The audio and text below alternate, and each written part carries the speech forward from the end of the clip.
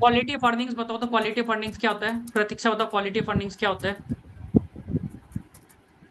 फटाफट हाँ। Quality of earnings से हम लोग एडजस्टेड एबिटा निकालते हैं।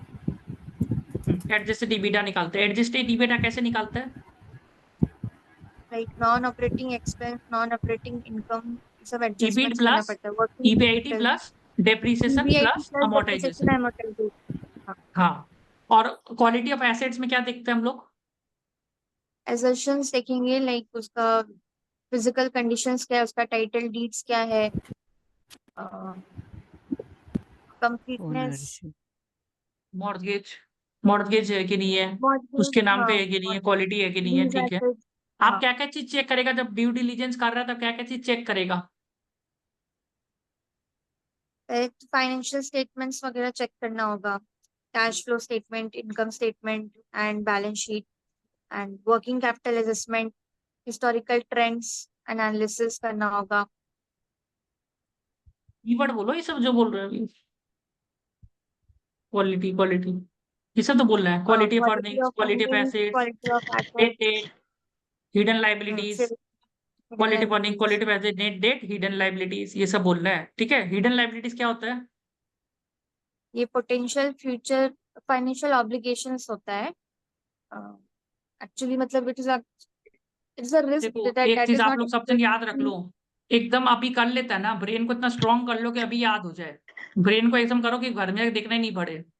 समझ में आया ना? और वो अगर कॉन्फिडेंस जिस दिन आ गया ना, उस दिन बहुत आगे जाएगा। मैं बोल रहा हूँ। मतलब ऐसा कर लो कि भाई मेरे को आज कर ले, मेरे को याद हो गया बस। अब मेरे को देखना नहीं है पड़ेगा तेरे को, मतलब इतना स्ट्रांग कर लो, मतलब अभी करा है अभी याद हो क्यों। देखो अगर एक बात बता रहा हूँ, मैं सिंपल बात बता रहा हूँ हाँ। अभी तो जॉब नहीं कर रहा है, बहुत दिन जॉब कर रहा है, ठीक है, जैसे प्रतीक्षा आप जॉब कर रहे हैं, आपका बॉस बोला कि ये वाला काम ऐसे करके ऐसे करके ऐसे करके ऐसे करके ऐसे करके मेरे को दे दे जल्दी से। तुमको सब याद रहेगा पता है। तुमको पता है कि तुम याद नहीं रहेगा तो नौकरी खतरा में है। करेक्ट बोल रहा हूँ कि नहीं बोल रहा हूँ? जो नौकरी करता है उसको पता है। उसको सेकंड टाइम सोचने का मौका नहीं, सर क्या बोले थे आप, एक रिपीट कर सकते हैं, you can not say that. अगर आप जॉब कर रहे हो नहीं कर सकते हो, right. Even in article it is very difficult, right. तो तब हम लोग को सब याद रहता है। क्यों याद रहता है? क्यों याद रहता है? डर के कारण। समझ में आया? पर हम लोग जो पढ़ाई करता है, एग्जाम के लिए पढ़ता है, इंटरव्यू के लिए पढ़ता है, हम लोग बार बार पढ़ता है क्योंकि आपको कोई डर नहीं है। तुमने डर एसोसिएट करिए, आपको सब कुछ याद रहेगा। समझ में आया? फॉर एग्जाम्पल बिजली का बिल नहीं पे करेंगे टाइमली तो क्या होगा? बिजली कट जाएगा। ये नहीं पे करेंगे तो बिजली कट जाएगा। सिलेंडर का बुकिंग टाइम नहीं करेगा, सिलेंडर कट जाएगा। क्रेडिट कार्ड का बिल नहीं पे करेंगे तो क्या होता है? 50% लगता है ना इंटरेस्ट इंटरेस्ट, 36% बराबर। इंटरेस्ट। तो लोगों को याद रहता है। तो हमेशा ना याद, आप बोलते हो ना वो याद नहीं रहता कोई चीज, डर एसोसिएट करिए याद के साथ। क्या याद करनी, क्या एसोसिएट करना है? अगर आज मेरे को याद नहीं करना, अगर आज मेरे को ये मैंने आज सर करवाया और अभी मेरे को याद नहीं रहा, तो कल तो ऐसे भी याद नहीं रहेगा मेरे को। मैं तो ऐसे ही शॉर्ट टर्म मेमोरी लॉस है। ऐसे सोचा करिए तो मेरे को तो अभी याद रखना है सब कुछ। कल किसने देखा है? कल तो और भी कुछ पढ़ना है, समझ में है? तो आपको डर के साथ याद रहेगा ज्यादा चीज। याद रखना, डर रखना पड़ता है। समझ में है ना? ये बच्चा क्लास क्लास 4 5 में कैसे पढ़ता था? उसका ये डर था वो फेल हो जाएगा तो मार खाएगा वो। सही बात बोल रहा हूँ कि नहीं बोल रहा हूँ? हाँ? उसको कहीं ना कहीं तो डर था ना उसको कि मार खाने वाला है वो घर जाके अगर वो पास नहीं हुआ तो डर के साथ ही होता है काम। अब ये क्या है, हम लोग का डर हट गया है कहीं ना कहीं। समझ में है? तो वो डर रखना पड़ेगा साथ साथ। डर से सब कुछ याद होता है। ठीक है, डर लाइए लाइफ में। ठीक है, अभी हमने और क्या बोला? हिडन लाइबिलिटीज में क्या क्या एग्जाम्पल बताइए तो। हिडन लाइबिलिटी का contingent example. Liabilities, contingent liabilities, unrecorded liabilities, environmental liabilities, product warranty claims, pending सब याद हो गया litigations. आपको? डर से सब याद हो गया। ये डर क्या है? कल का इंटरव्यू का डर है। ठीक है। ये डर से बहुत याद होता है सब कुछ, ठीक है। आप हमको ये बताइए फ्री कैश फ्लो का एग्जाम फॉर्मूला क्या होगा? फ्री कैश फ्लो का formula. Operating cash flow minus capital expenditure. Operating cash flow plus. Minus capital expenditure. शायद सही है आपका ये वाला फ्री कैश फ्लो, हाँ यही होगा। Free cash flow. Free cash flow क्या होता है? आपका operating cash flow. Operating cash flow, ठीक है, minus the capital expenditure, capex, right. अगर आप चेंज इन देखिए इसमें वर्किंग फॉर्मूला क्या कैपिटल लिखा है, भी तो आता उसमें है। अपना फॉर्मूला दिखता है। ये फ्री कैश फ्लो बहुत पूछेगा अपने को। फ्री कैश फ्लो क्या होता है? फ्री कैश फ्लो तो revenue minus operating minus tax, operating cash flow type का हो गया। Change in working, operating cash flow ही होता है, ऐसे ऑपरेटिंग कैश फ्लो मिलेगा। और उसमें लिखा आपने हम्म। प्लस ये पूरा ठीक है। ऑपरेटिंग कैश फ्लो ही बन रहा है, प्लस माइनस मन चेंज कैसे इन द ऐड फिक्स्ड करना। एसेट्स। हाँ सही है, operating cash flow, capital expenditure.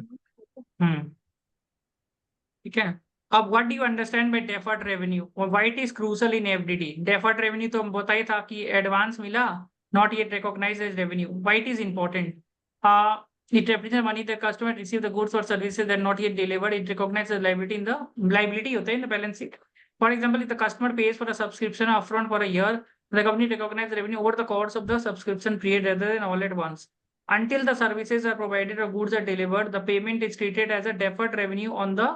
Okay, this is right, very, very important line. Until the services are provided, goods are delivered, the payment is a deferred revenue in the balance sheet financial statement. In the context, understanding is very important.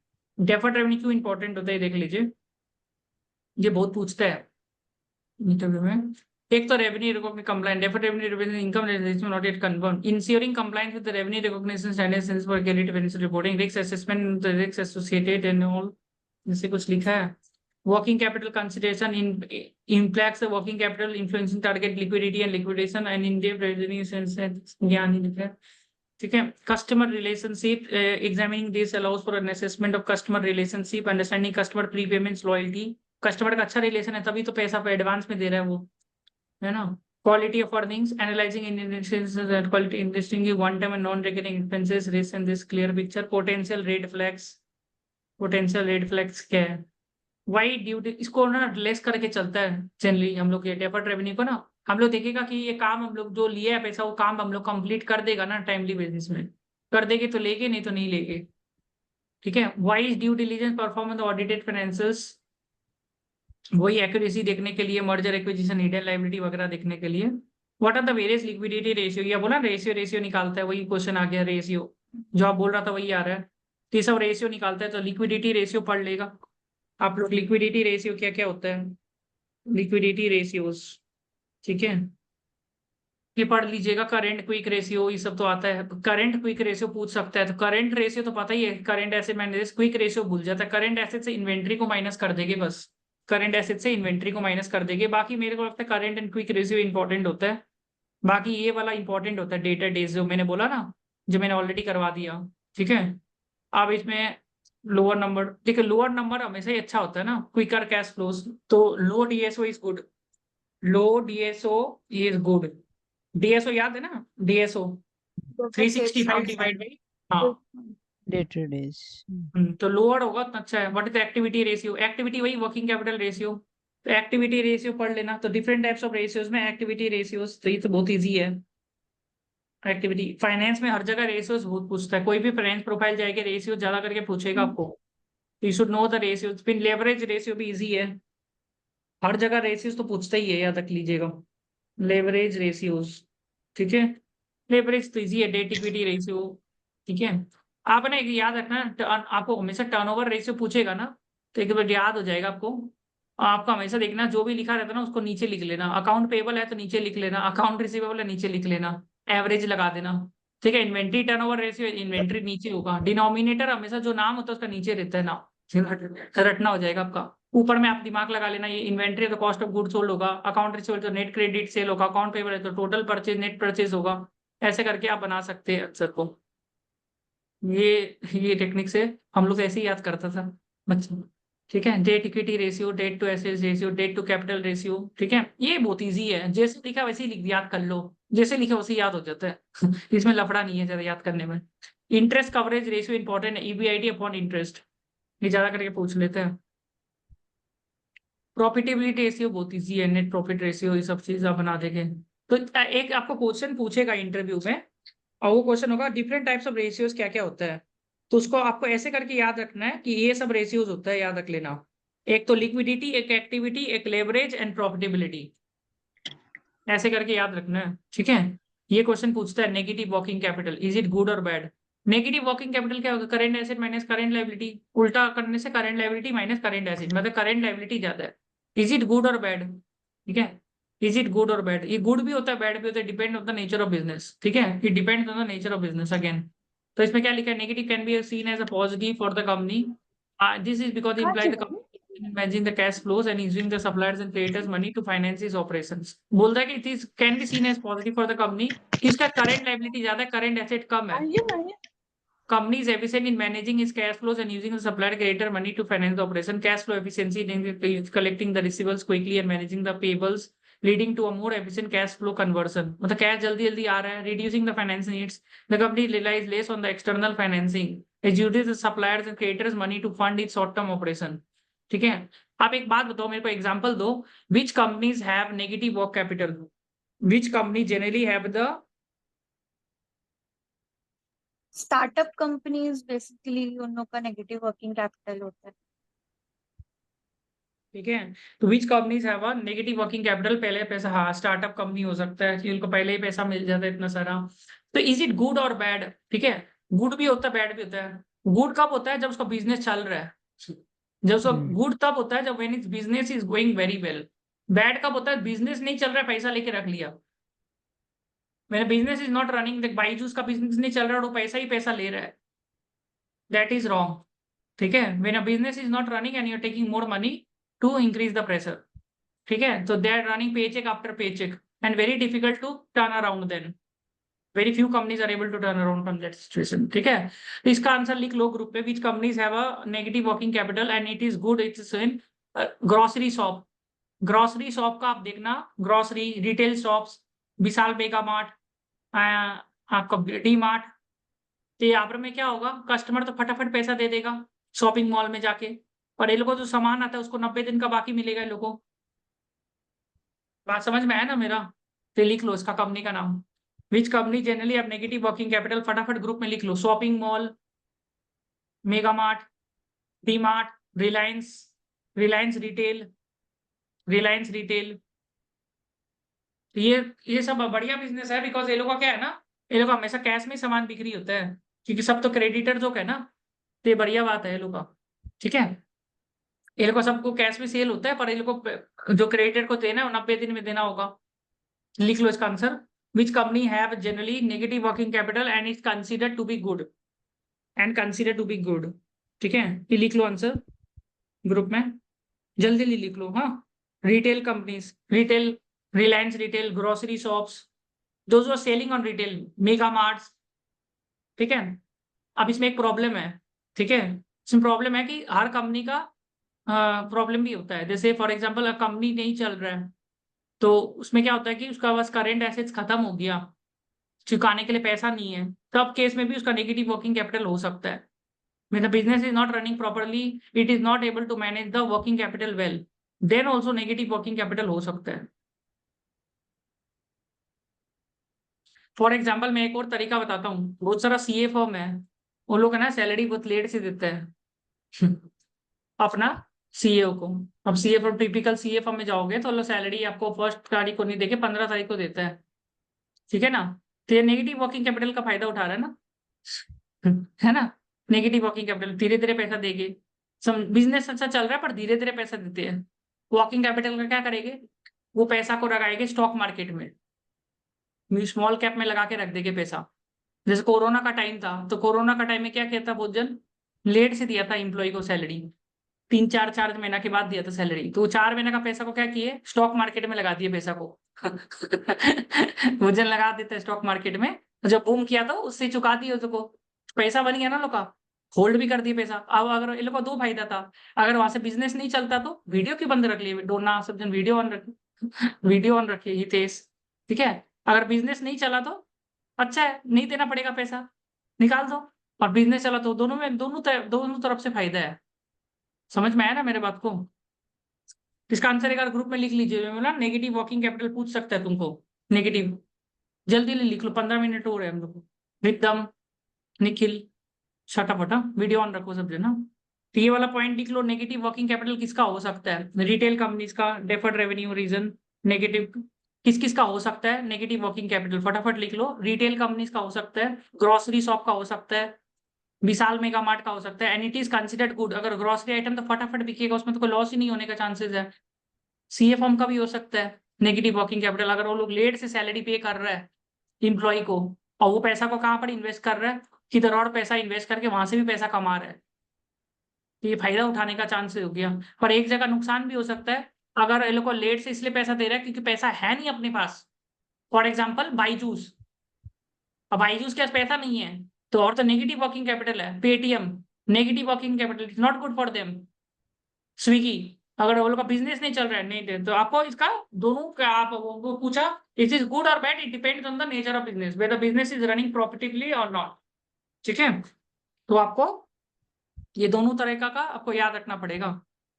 एक बार और आया था ना पहले, operating leverage, financial leverage is good और not, it depends on the nature of business, कि business profit में चला रहा है कि नहीं चला रहा है। ठीक है, few can cause a company, ये सब मैंने ऑलरेडी आपको एक्सप्लेन कर दिया। सप्लायर का payment terms, capital expenditure, over leveraging, ये सब चीज। ठीक है, in FDD role is crucial to understand these factors while conducting the financial due diligence, potential investment acquisition, understand this and this। ठीक है, तो आप लोगों को ये भी देखना पड़ेगा नेगेटिव वर्किंग कैपिटल तो नहीं है। ज्यादा करके देखिए आपका जो बिजनेस था लिक्विडेशन में जा रहा है, तो बिजनेस का हालत खराब है, तो डेफिनेटली नेगेटिव वर्किंग कैपिटल होगा तो खराब ही होगा ना बिजनेस के लिए, कि अच्छा होगा, खराब होगा, राइट, खराब होगा ना। क्या चीज, समझ में आया ना। तो ये भी पॉइंट आपको ऐड कर देना है नेगेटिव वर्किंग कैपिटल का। You will be adding this point of negative working capital there. अब आता है WACC, ये 100% पूछने का चांस है। WACC क्या होता है, इसका फॉर्मूला याद रख लो, फॉर्मूला पूछ सकते हैं WACC का। क्या है इसका फॉर्मूला? KE+KP वगैरह। फॉर्मूला याद रख लो जल्दी से, इसका जल्दी से लिख लो इसका।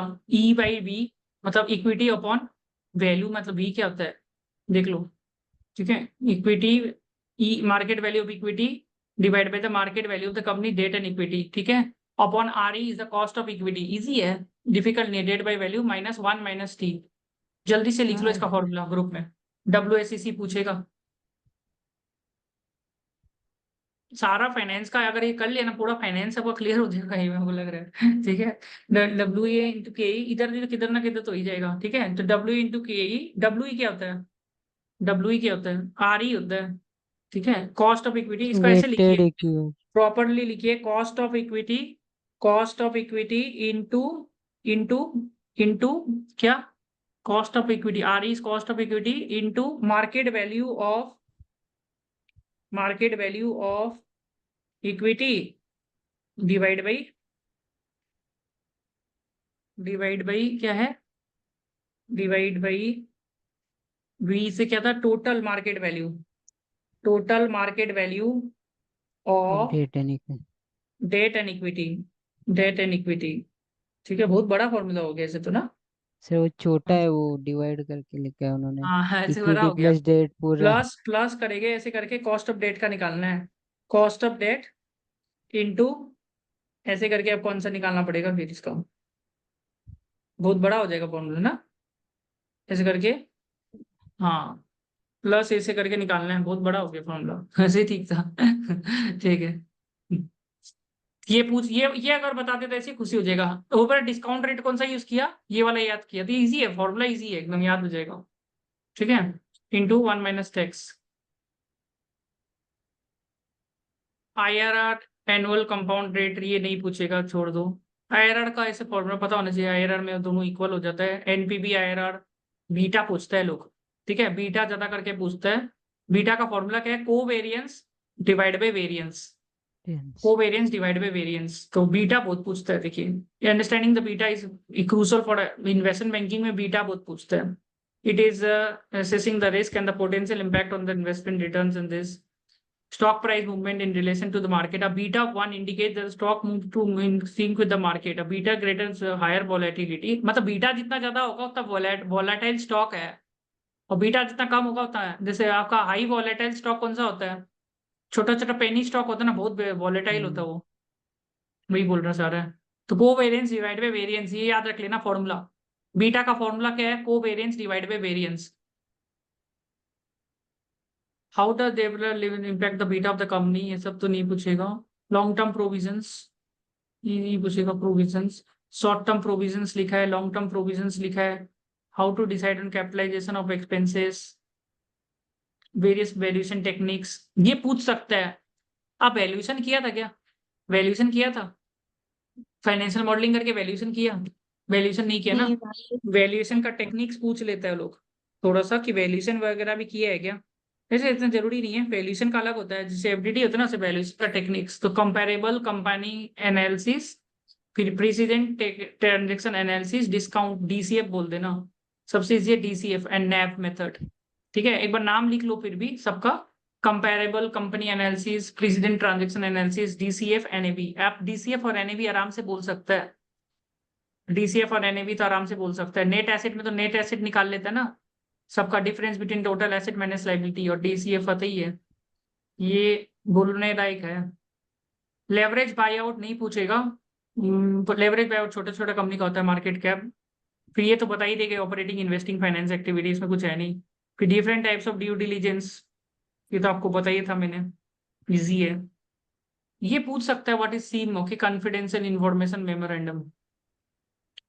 ये बेसिकली क्या होता है ना, आप जब मर्जर, आपको पता होगा ये सब किया होगा मर्जर एक्विजिशन, तो हाँ, कम, इंफॉर्मेशन मेमोरेंडम देना हाँ पड़ता है ये हम लोग कुछ को। स्टार्टिंग में देना पड़ता है उसको ना, कॉर्पोरेट बताना डाटा भी पड़ता है। हम लोग को हाँ, इश्यू करता है ये और फिर ये हम लोग ज्ञान दे को देना एक्सेल वगैरह ये ज्ञान प्रोवाइड करते इंटरव्यू में आप दे देना, ये हमने ये सब भी हम लोग ने किया था, कॉम्प्रिहेंसिव डॉक्यूमेंट वगैरह निकाला था, प्रोस्पेक्टस टाइप का है ये, प्रोस्पेक्टस हो गया एक टाइप का, प्रोस्पेक्टस बोल सकते हैं, ये आप लिख लो। ये आप सीम है ना, सीम का ऊपर में काम किया था। पीच डेक्स वगैरह बनाए हैं क्या आपने, पीच डेक्स बनाए हैं नहीं। एमएनए में, पीच डेक्स वगैरह वो सब बोल सकते हैं हमने, पीच डेक सीम के ऊपर में काम किया था। तो की फैक्टर्स ये नहीं पूछेगा, की फैक्टर्स वगैरह। फिर ये आपको 5C इसमें नहीं पूछेगा, ये एक्स्ट्रा है, क्रेडिट रेटिंग एजेंसी, तो वो ज्यादा ऊपर का ही जो मैंने क्वेश्चंस बताया ना, और वीडियोस देख लेना है, वो वीडियोस काम आएगा। सस्टेनेबिलिटी, वन कैन डेवलप, कल ऑफिस छुट्टी ले लीजिएगा तब हो जाएगा, कल छुट्टी लेना पड़ेगा आपको, कल से लेना पड़ेगा तभी तो होगा ये वाला। ठीक है, ऐसे ये गो थ्रू कर लीजिएगा, और देखिए वहां पर कॉन्फिडेंस का खेला हो गया पूरा कंप्लीट। तो ये वाला मोटा मोटी हो गया, आपको ज्यादा करके वो लोग ना क्वेश्चन मोटा मोटी मैं बता देता हूँ, आपको पूछेगा तुमने ड्यू डिलीजेंस में क्या क्या काम किया, quality of earnings, quality of assets, net debt, hidden liabilities, ये 4 पॉइंट बोल देना है। ये 4 पॉइंट से फिर वो सवाल पूछेगा, समझ में आया। और नेगेटिव वर्किंग कैपिटल हम देखता था, नेगेटिव वर्किंग कैपिटल, और ऑपरेटिंग लेवरेज, फाइनेंशियल लेवरेज देखता था। तो ये सब ज्ञान दे देना उसमें, क्या क्या, एक तो लेवरेज देखता था, नेगेटिव वर्किंग कैपिटल देखता था, और फिर ये वाला quality of earnings, quality of asset, net date, और हिडन लाइबिलिटीज देखता था अब जब ड्यू डिलीजेंस करता था। फिर सीम देख लिया आपने, कॉन्फिडेंशियल इंफॉर्मेशन मेमोरेंडम, ये भी आप ज्ञान दे सकते हैं कि सीम फीम बनाने में हम लोग हेल्प करता था।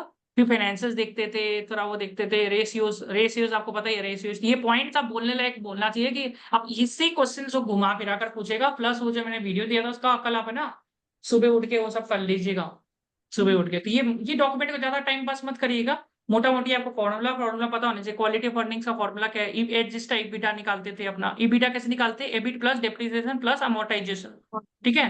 और क्वालिटी ऑफ एसेट्स कैसे निकालेंगे, ये सब चीज, ठीक है। तो ये एक बार अच्छा से कर लेना है। प्लस अगर मेरे को कुछ और लगा तो मैं एक बार के लिए वो देख लूंगा, समझ में। एफडीटी का मेरे पास और भी बहुत सारा इधर उधर से मिलते रहता है, I will see that, not a problem, ठीक है। ओके। चलिए फिर आज के लिए बस इतना ही, एक ग्रुप में फीडबैक अच्छा से सब देके सोइएगा, ठीक है। Thank you so much.